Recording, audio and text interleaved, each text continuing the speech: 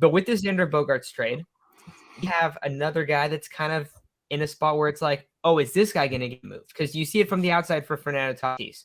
Well, internally, a lot of Padres fans are wondering, is Jackson Merrill going to get moved? Does he not have a spot on this team? Isaac, do you think there's a chance that do you think there is a chance that he does have a future in San Diego? I know we've discussed the idea of him getting traded for a pitcher. I think that's definitely on the table. It could easily happen. But what do you think about him potentially like not having a spot and it's like no chance that he stays? Because I've heard a lot of people who kind of have that take on the situation. I think there's a spot for him in the future. I mean, what's his ETA is supposed to be like 2025, 2026, I think.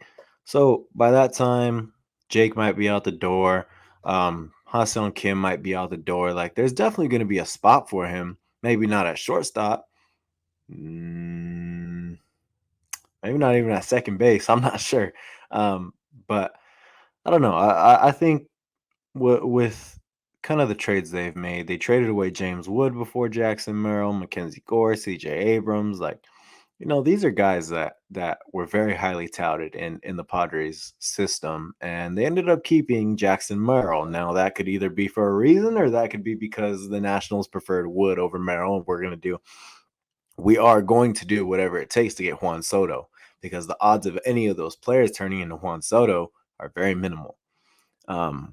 So it makes all the sense in the world to trade those guys, but there's a reason they kept Jackson Merrill. I don't know what it is, but from the tools that we've seen, the small clips that we've seen, and I don't like using these small clips as like the biggest indicator because they're only going to show us the good stuff. But he's looked fine. He looks good. Everyone talks him up. AJ Preller likes him. So there's definitely a spot for him. I just don't know where. I think it's more likely that the Padres are going to go look into the trade market.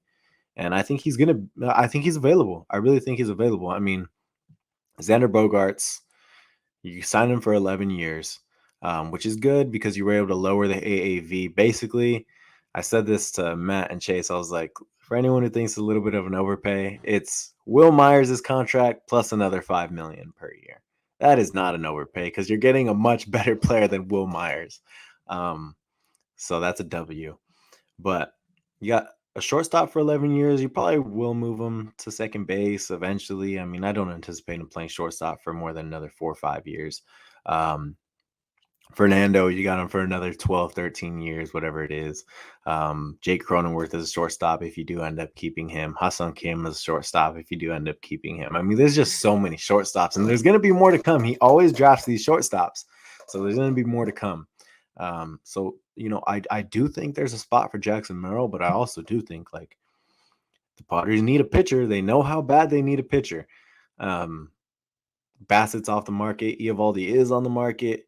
I saw someone bring up Ross Stripling. He's on the market. Cueto's on the market. There's some guys, but how confident are you in them being good again, or being that solid third, fourth guy, whatever it is? How confident are you in them lasting the whole season? You need depth. You don't really have depth right now. So not only do I feel you need a depth signing, but you need a for sure thing as starter. And I feel like the Padres might look to the trade market to do that. And their biggest trade piece right now in terms of prospects is Jackson Merrill. So I definitely agree with you in terms of like, is he available? Is he on the block in a sense? Because yeah, the Padres are kind of in a mentality right now where they're trying to get a lot of pieces to win right away.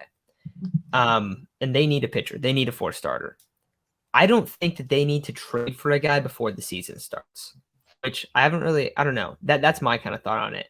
I don't think you need, because like it is true. You're probably going to face injuries. You're probably going to need depth.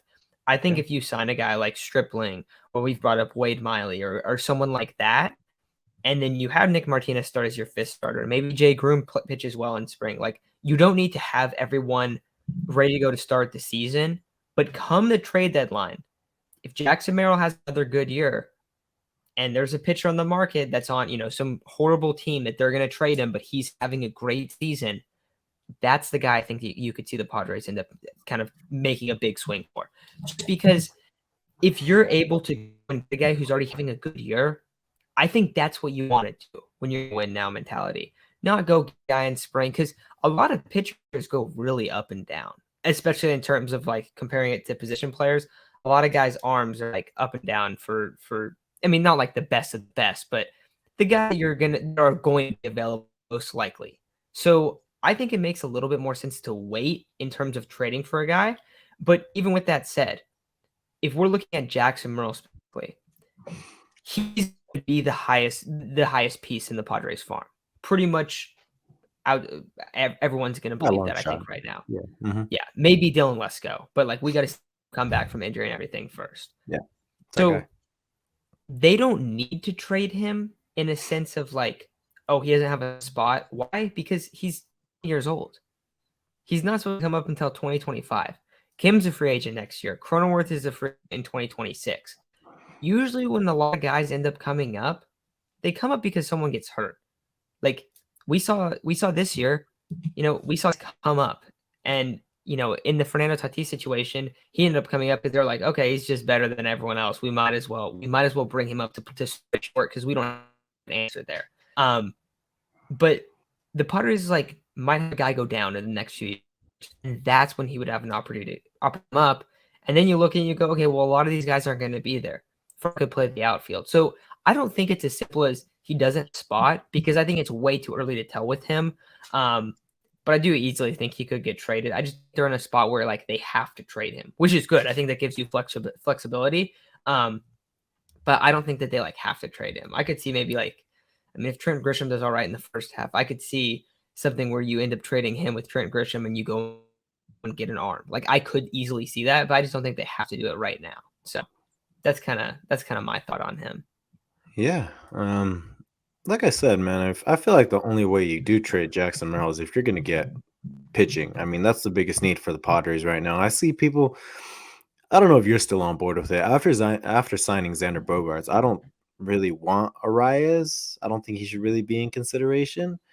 Granted, he's a great average hitter. He's going to get on base. He's going to do great things for your lineup, but you need pitching, man. I mean, there's no way around it. You need pitching. Let's say you do trade for Arias. That doesn't take away the needs that you still have in terms of pitching and pitching depth in general. And then Jackson Merrill, he's the biggest trade piece.